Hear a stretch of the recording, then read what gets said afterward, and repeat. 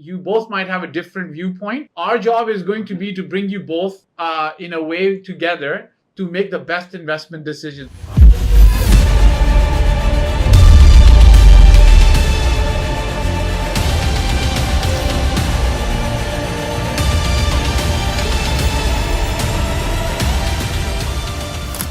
Sometimes the time is right when the time is right. He is somebody I met in 2017. He always wanted to start with an investment in the Dubai market. And 2024 is what it was for him. He, along with another friend of his, wanted to really take a look at the Dubai market again and really start investing. So what we ended up doing is have them sign up on the Dubai Wealth Builder program. And it's a little bit of a challenge trying to get two friends who might think alike, can also think differently sometimes. Him and both of his friends were then escorted along into a strategy session. We then went on to help them virtually select properties, qualify based on the criteria that we established. One of them then visited Dubai. We went physically to see the properties, the different showrooms, and get a feel of the areas and the locations so that we could then make better decisions. The process took about maybe a month to 2 months, but the good thing is they win by getting the best property. Dubai wins by getting a great customer, great client. We win because we get to service them, and the real estate market in Dubai wins overall.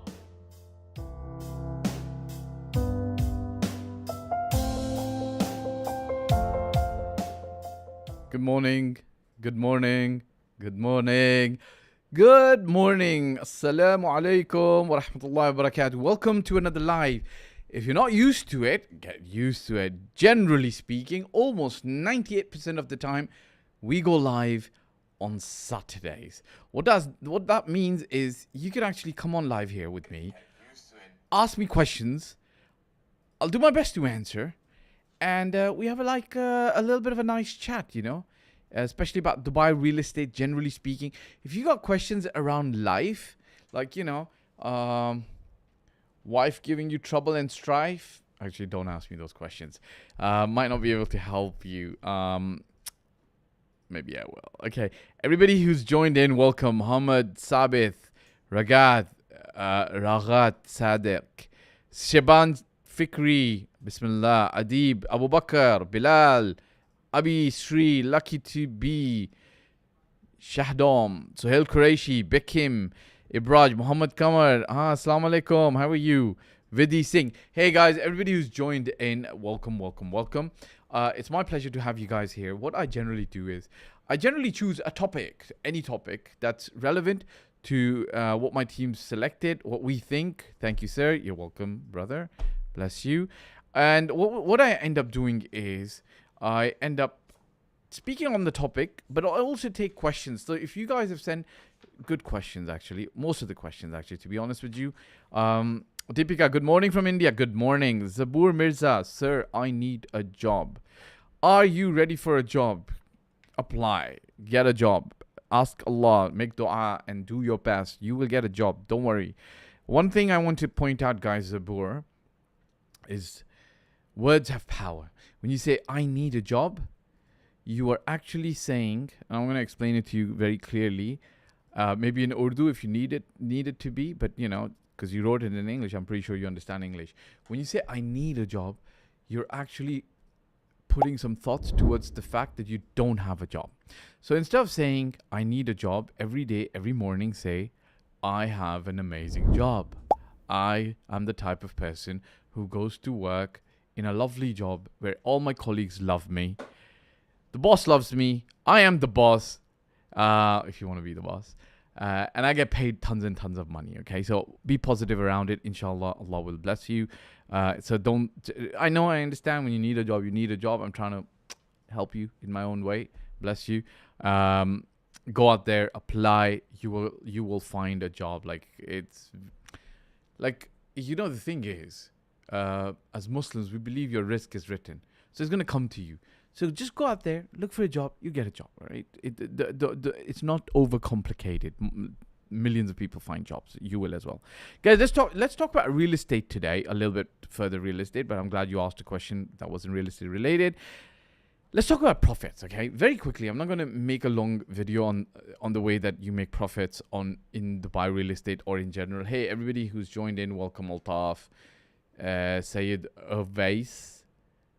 Avis Ark, Yaha Bek, Jakir Hussain. Okay, that's an easy pronounceable name. Jakir Hussain, Saha 71, Christina Hal 5632. All right, welcome everybody. You can guys ask me questions on YouTube, ask me questions on Instagram, ask me questions on Facebook. So friends, SH, welcome as well. Hey guys, so let's talk profit, okay? And bring your real estate questions. Let me address them. Let me explain. If you guys got questions, please. Happy to answer, okay? Straight path on YouTube. Salam wa alaikum assalam wa rahmatullahi wa barakatuh. Guys, listen. When you're coming in real estate, please, a lot of people want to make money fast. I would want to ask you to take some patience with you when you're coming into real estate. Whether it's Dubai, whether it's Toronto, whether it's New York, whether it's London. Look, real estate is a passive game.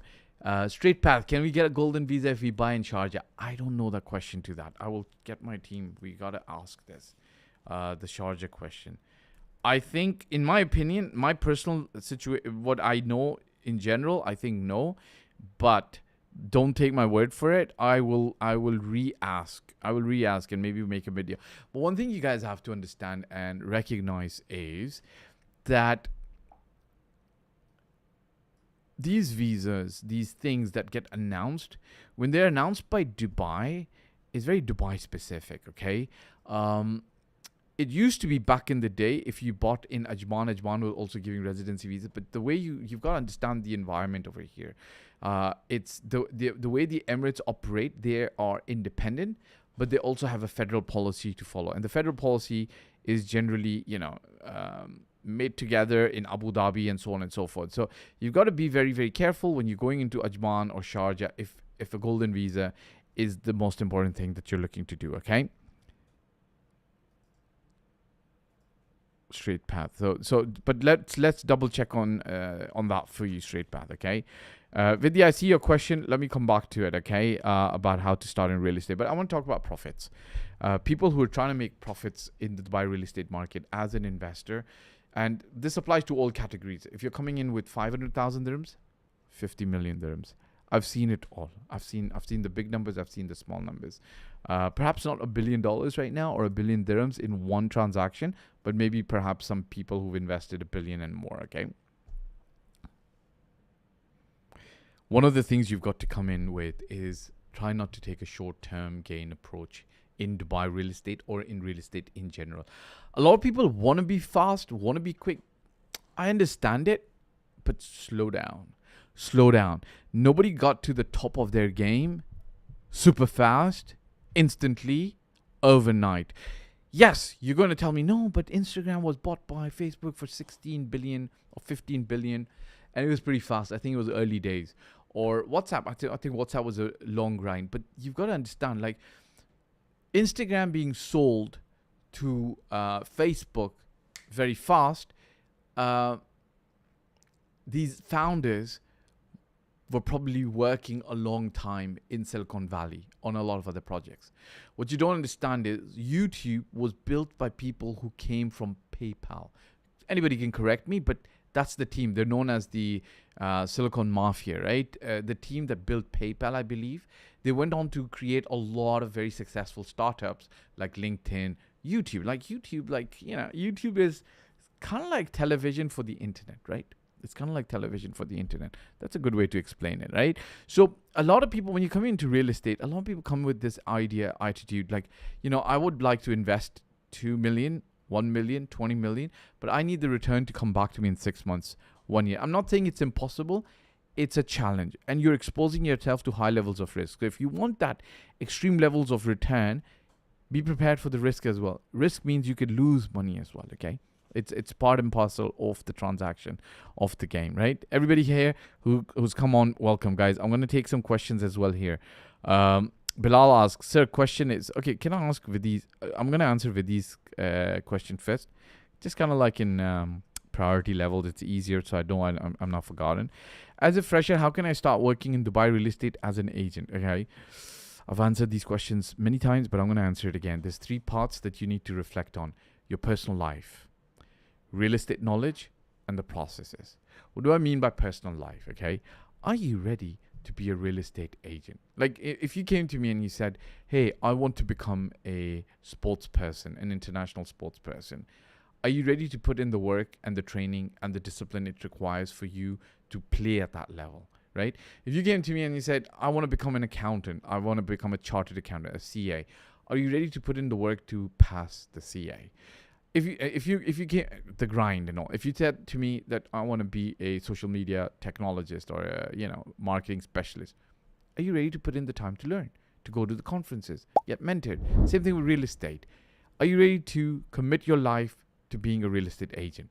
Because it is really not just a full-time 24/7. It's a 24/7, 365 days career, especially in the beginning when you're doing it all on your own. Number 1. Number 2, learn as much about Dubai real estate as you can in all aspects. Number 3, understand the processes. How do you take a seller from a property that he or she has to sell all the way to sold? How do you take a buyer from a requirement that they have all the way to buying? Now, you'll be like, oh, this is complicated. No, it's not complicated. Go and meet people. And if you say, hey, what's the one thing I can do every day? Mother of all things, the one thing that you can do every day is go and make 2 or 3 meetings, get 10 people and meet 10 people. Meet 10 people and get their details. Meet 10 people, 2 meetings. Meet 10 people, 2 meetings. Meet 10 people, 2 meetings. You will be on your way. Okay. Quick question. So we're talking about profits in real estate. We've got a question from Bilal Sheikh. So the question is, how you guys offer ROI figure to investor? I mean, how you calculate future price of apartment or villa after 2 years or 3 years? That's a good question. You can build in, like, when you're trying to assess future price of something, you're actually trying to predict. But when you're trying to predict something, you can't predict really, really well. But here's what you could do, okay? Inflation is at about 6.5%. Multiply 6.5% by 3 years, you're at about 19.5%. Build that in, right? Like, think about it. Like, if inflation is 6.5%, the asset price is going to go up. Well, it is going to go up, but it's a natural situation, kind of. Like, this is like a safe backup situation where you say, look, inflation is 6.5 or it's 4.5 in Dubai. But it means that the asset will at least go up by 6.5, 4%. But this is not a guarantee, because there is something called deflation as well. Deflationary pressures mean that there is inflation. Let me try to get it correctly. But the asset prices are not going up, okay? There's inflation in the market, but asset prices are not going up. That can happen, right? But if you want to use a safe situation, use 5%. It's over 3 years, 15%, right? So now you got there your ROI, easy to be done, okay? Hey, everybody who's welcome. Not a Dubai broker, Abdul Rahman bin Saud. I am Jawad Chaudhry, Drunken Tiger, Sultan Dubai, Asif 146. It's interesting when somebody, right, Bilal Sheikh, which will be handed over after 2 and 3 years. Just try to assess it like that. Then you can see some people are going to throw in numbers as well and say, look, like for instance, let's take Rashid Yachts and Marina's example, right? It's a waterfront community, but it's not fully developed right now. The road network, the full community. But if you go to Imar Beachfront, it's selling at 5,000 dirhams per square foot, right? So you say, okay, let's even say that Rashid Yachts and Marina, which is a waterfront-ish community, might not get to 5,000 dirhams per square foot today, but maybe over 3 years, will it get to 5,000? Let's take a 25% off of that, right? So let's say 4,000. So if you're buying at 2,300 dirhams per square foot, can we estimate reasonably that might go to 4,000 dirhams per square foot, all else remaining the same, which means Imar Beachfront has then gone off over to 7,000 dirhams per square foot or 10,000 dirhams per square foot. So you can estimate it to go to 4,000 dirhams per square foot. Estimates, okay? These are estimates. They are not to be written or etched in stone. I use my templates to extrapolate and manage risks. There you go, guys. If you're looking for templates to use, you can click on not a Dubai broker. and then you can buy templates from him and see if actually you can use them. I'm not endorsing the templates. I haven't used them myself fully. I've got the templates, but I haven't used them myself fully. But that's one avenue. It's a place for you to learn and see, right? It might be very good to start off. So it's called Not a Dubai Broker. Go ahead, have a look. Morning all, everyone having a good weekend. Okay. What was your question? Not about what is your favorite investment? I don't know. What do you mean by favorite? Deepika Gote, sir, apology. I want to know the purpose agenda of the discussion. We're talking about profits in real estate in general, and then general questions everybody who wishes to ask. Okay. So let's take a question from YouTube as well. Ivor the Boneless. Oof, la ilaha illallah. Is it better to buy in Dubai, Abu Dhabi, or somewhere else if planning to sell in 10 years? So look, good question. I'm going to be biased. Like when you ask me, like, is it better to buy in Dubai, Abu Dhabi, or somewhere else if planning to sell in 10 years? Here's the thing.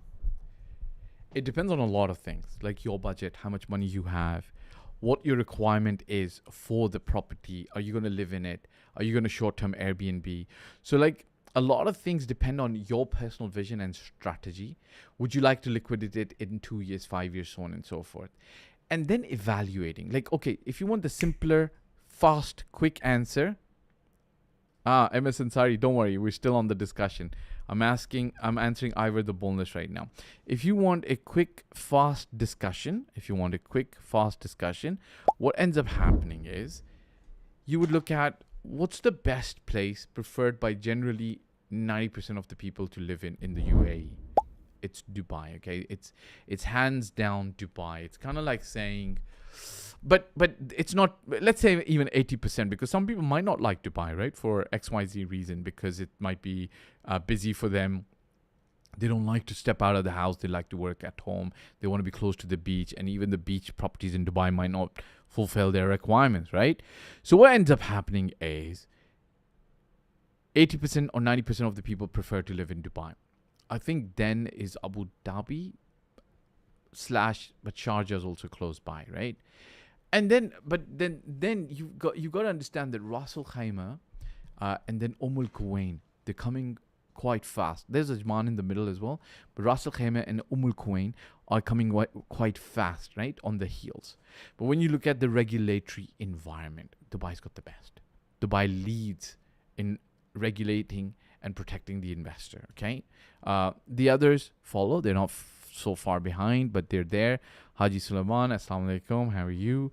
But you've got to understand that these guys lead everything, okay? And I've seen the Dubai real estate market since 2007, and a lot has happened, right? A lot has happened. Now, since 2007, a lot has happened. Markets go up, markets go down, regulations change. I've seen Emirates change regulations, adapt regulations, get more regulatory, stronger in favor of investors, so on and so forth. So if you want it to be safe, you want to take least amount of risk, right? It's Dubai, then Abu Dhabi or Sharjah, then Ajman, and so on and so forth, okay? But it all depends on your strategy. How much profit do you want to make? How safe do you want the investment to make? Do you need to liquidate in the middle, or you're not going to have to liquidate at all, right? So so on and so forth. What you say about Dubai is a bubble. I don't know. Some people believe it's a bubble. Some people believe it's not a bubble. Like, what do I say about London being the one of the nicest cities to live in, right? Some people love it. Some people think it's, crime infested. It's going down to the dogs. It's not really good. Like, what do I want? What do I want to do? Guys, listen. Chill. Relax. When people believe that Dubai is a bubble, it's kind of like a belief system in their head. You can't go and convince them otherwise, and you don't have to, right?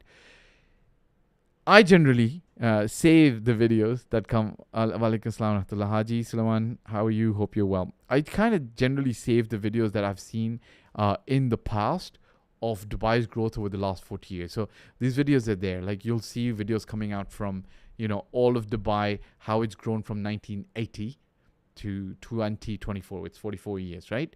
It's kind of spread out. and it's got utilized. Then videos of Burj Khalifa, and Burj Khalifa, like the tallest tower in the world. And then comes the global financial crisis, which was like bursting of the bubble. What's got to happen? A lot happened. Dubai continued its path. January 4th, 2010, it delivered Burj Khalifa. September 9th, 2009, it delivered the metro, right? It might not be a big deal in the rest of the world because you guys had a metro for a long time. For Dubai, it was a big deal. It took care of a lot of traffic problems. And they started with 10 stations, right? When the world was not living here. So yes, and this bubble thing is always prevalent. It's always there at the back of investors' mind, but you got to chill about it. And I'll explain to you why. 2008, we had a crisis and a crash. Oh, the bubble burst. But what happened? But 2012, we see rents rising up because people are moving here. 2015, 16, then we again in a kind of like an oversupply situation. 17, 18, landlords suffered, right? It's okay. Sometimes landlords make, right now, landlords are minting money, right? 2017, 18, they weren't. They literally had to, beg tenants, hey, please stay. You want an extra 5,000 dirhams off? I'll give it to you, right? So what? Big deal. 2021, and now they've actually started minting money, all right? So chill. Bilal, you agree? Very good. Okay, guys, coming back to real estate, I want to give you guys some real examples, all right? Commitment, long term. Think long term, guys. Think long term and be patient, okay? So it's not a short term game. Think long term, be patient, all right? Be patient. I'm going to give you some real examples. Downtown, when the first 6 buildings, I think they're called the residences, were launched, I think 3 bedrooms were like 2 million or something, less than 2 million, facing Burj Khalifa. But, you're going to face Burj Khalifa, but Burj Khalifa was not even built at that time. Today, those prices are over 7 million dirhams, okay? But it was a long-term view, right? Because those buildings might have been launched in 2023, so it took about 20 years for prices to triple. Fine, no problem. But remember one thing, prices tripling in Dubai is not the same as tripling in Pakistan or Turkey or India or any other country where the currency might be devalued over the last 20 years. Because in Dubai, $1 got you 3.67 dirhams in 2023, and $1 gets you 3.67 dirhams today as well. So understand the difference, okay? Whereas other countries, things might have devalued because once you get money, you can't take it out. Or if you can, your purchasing power goes down. Number 2. So I'll give you another example. Creek Harbor. People bought 3 bedrooms facing the creek, 1.62 million, 1.62 million. Today, they are at, I think they're over 6, maybe even 7.5. I haven't seen the recent numbers. But the Creek Harbor story emphasizes something. The cycle shortened. Because Creek Harbor got launched in 2015. By the time it got handed over in 19. By 2021, prices were starting to touch, I think, 4 million. Now it's probably closer to 5 or 6 million, okay? And then Dubai Creek Harbor is still an opportunity. Why? Because we've seen people even in 2021, 2022, buy choice assets and then flip them for money, okay? So Creek Harbor is still an opportunity. Just be patient because it takes 1 to 2 years. Valley, when it was launched in 2019, it's a very slow burn, all right? Lots of people couldn't understand it. They didn't like it. It takes some time for people to start understanding. By 2022, you could pretty much exit from a Valley asset at cost price, okay? 2023, you're making profits. 2024, you're getting into serious profit zone. Okay, but it took 5 years, 2019, 2021. You could take 2021 out because of the pandemic, but it's there, right? It was time spent. 2021, 23, 24. So the Valley by Emaar took 5 years. Whew. All right, guys, last few questions.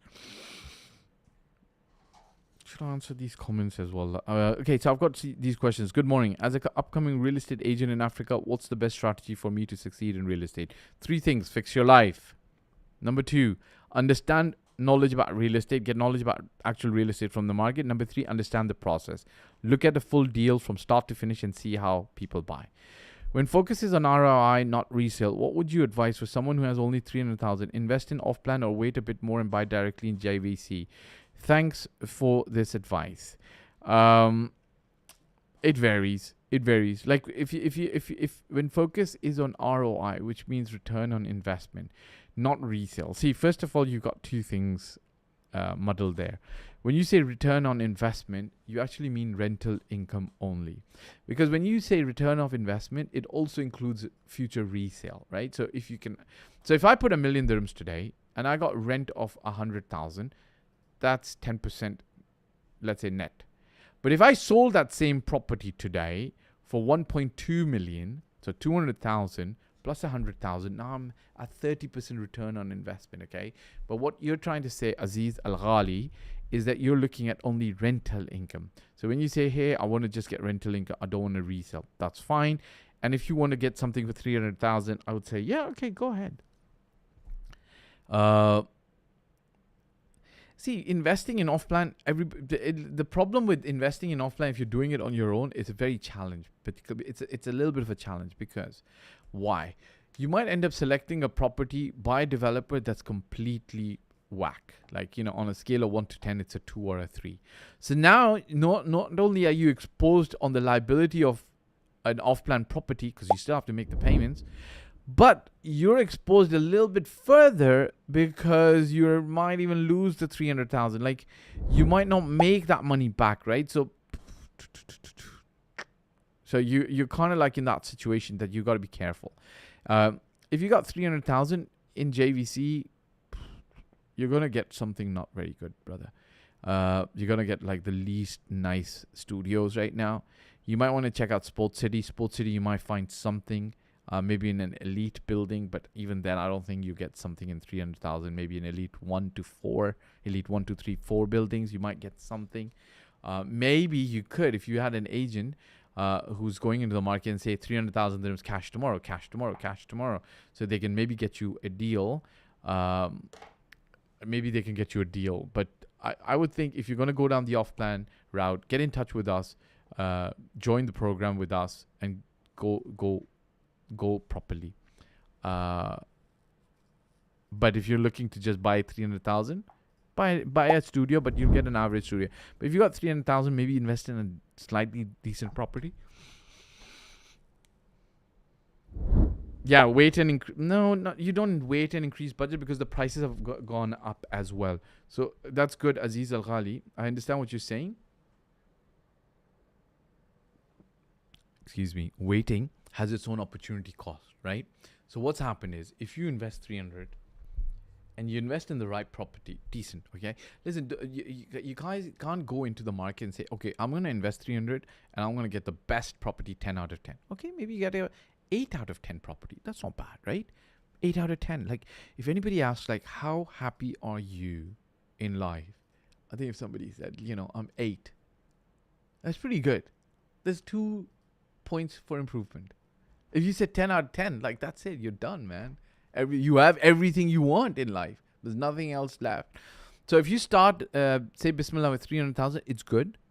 You will get several, like, guys, these are all philosophical points. They're not based on numbers, but I've seen this. You'll get your feet wet in the market, which means what? If you get blessed with more money, another 300, 400,000, guess what will happen? Your next deal's going to be better. Your next deal is going to be better. Like, imagine you go on a street of restaurants. There's 10 restaurants to choose from. First time you go, you choose a restaurant and it's not good, right? And I don't know, maybe you went to some country and they were serving like Chinese food. And now you figured out, like, in this country, nobody knows how to serve Chinese food. So guess what? With that experience, you're going to eliminate, let's say 4 other restaurants serve Chinese food. You can eliminate total 5 restaurants out of the 10. I'm never going to choose Chinese on the street. Done. Now you got 5 only to left. Maybe you'll make a decision to eat a steak somewhere and you'll be okay, right? So I hope I was able to explain that, brother Ghali. Bless you. So start now. Don't wait, because if you wait, you will lose opportunities.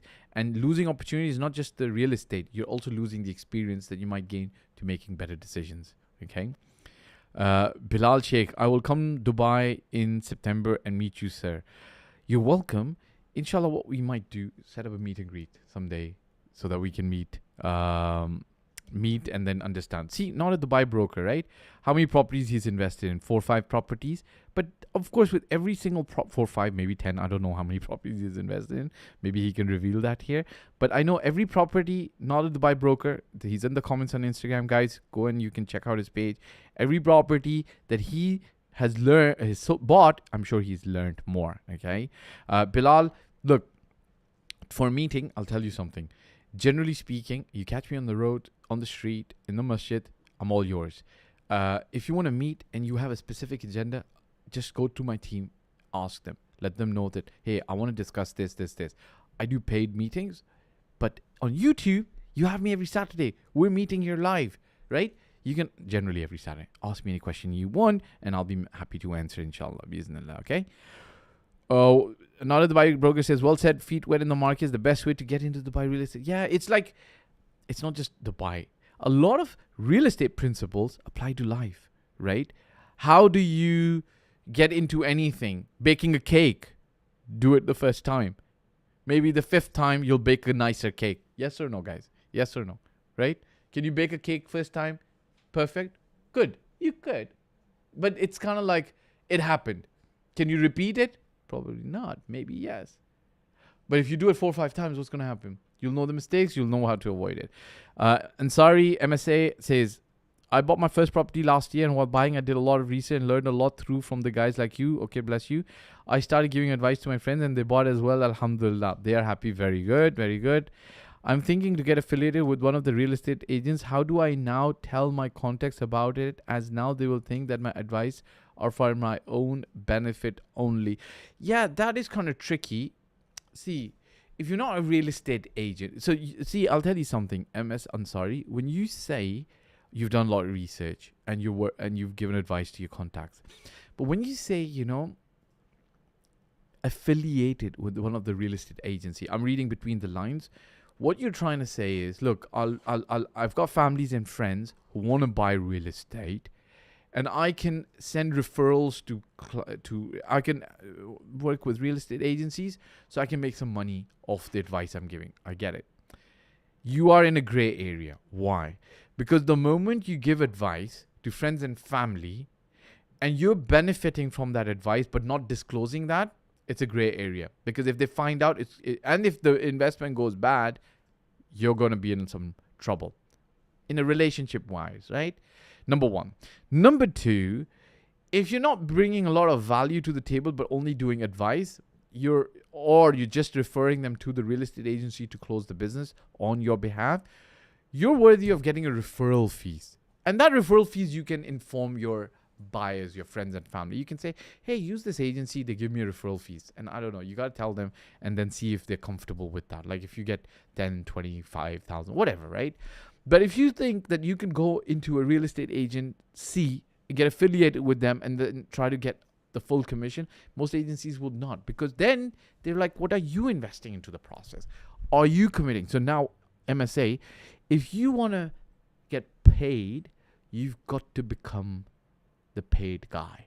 Like, it's kind of like, you can't be a part-time doctor.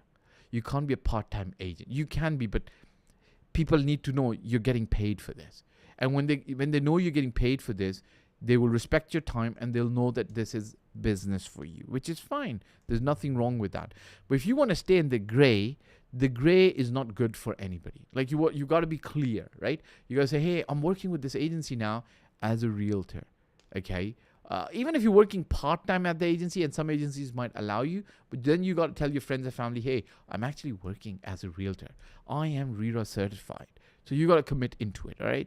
I hope I was able to explain that. Average Joe. Any reason why Al-Furjan Townhouses market is so high of late? 3-bedroom townhouses are demanding upward of 4 million. Al-Furjan is closer to Dubai World Central. Okay, Dubai World Central, right? Number one, there is a metro station there.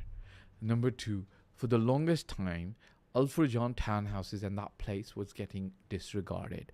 Or if you drove in there in 2020, 19, 20, 21, I haven't driven there recently, but if I checked on Google, I would probably be able to see a lot more. Let's have a look. Let's have a look live while I'm answering you, Joe, okay?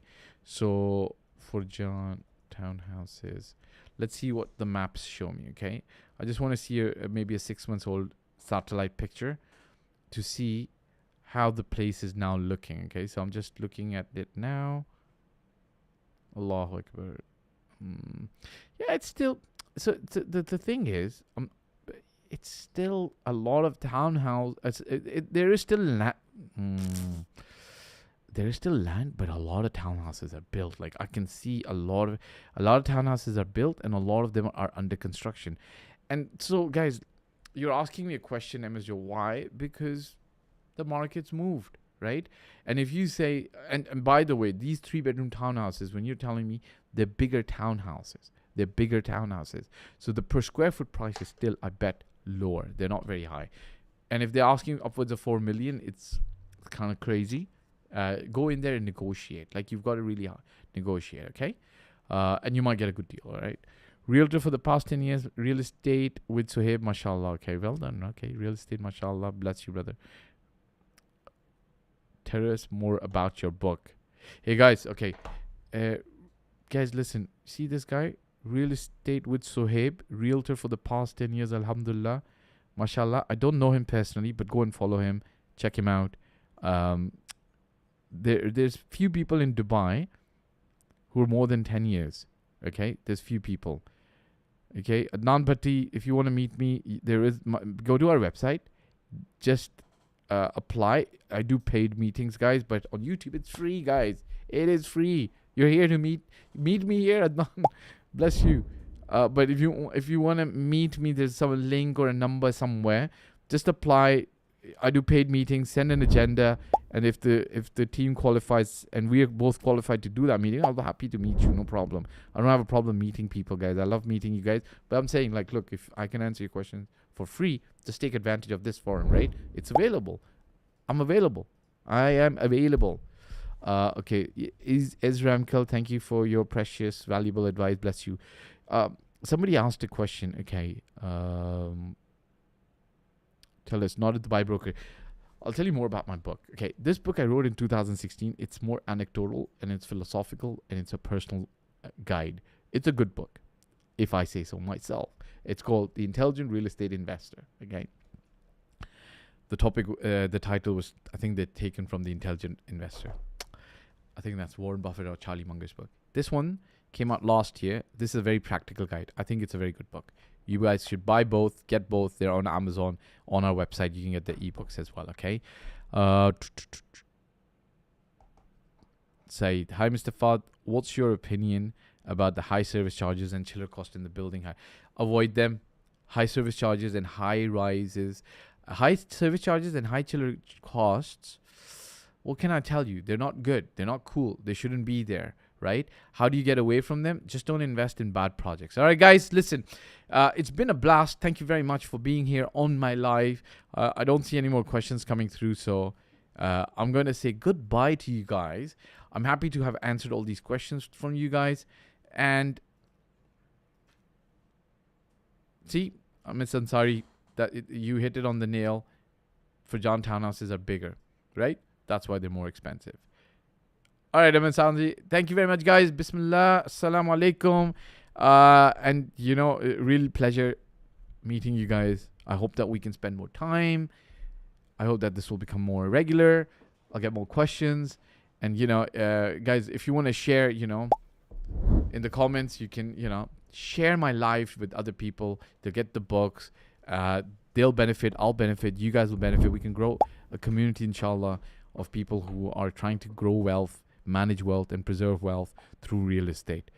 Wassalamu alaikum. Take care, Aziz Ghali. Thank you, Bilal. Assalamu alaikum warahmatullah. Thank you, guys. Jazakallah khair. May Allah bless you all. Adnan Bhatti, I've heard about you and your expertise. Okay. Thank you, Adnan. See you guys soon. Bless you. Jazakallah khair. Thank you, Adnan. Okay. You both might have a different viewpoint. Our job is going to be to bring you both in a way together to make the best investment decision.